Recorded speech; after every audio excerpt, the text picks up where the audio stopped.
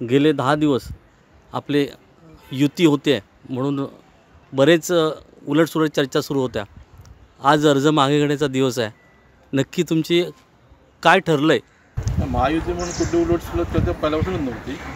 भागन नगर पंचायतमध्ये आम्ही महायुती म्हणून भारतीय जनता पार्टी, शिवसेना, राष्ट्रवादी काँग्रेस पक्ष आम्ही सर्व एक दिलाने, एक मताने, एक ताकदीने या निवडणुकीमध्ये उतरलेलो आहोत। त्यामध्ये नगराध्यक्षपदी भारतीय जनता पार्टीच्या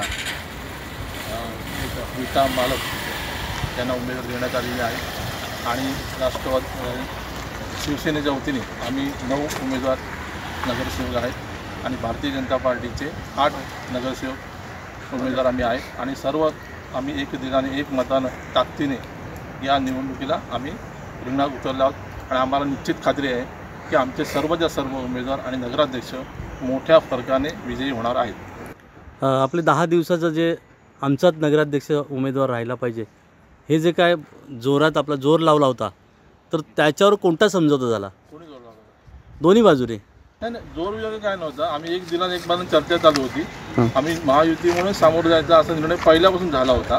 त्यामुळे तसा काय कुठल्या अडचणीचा विषय नव्हता आणि आमचा निर्णय आधीच झालेला होता। आता तुमच्या आपल्याबरोबर महायुतीमध्ये राष्ट्रवादी आहे का?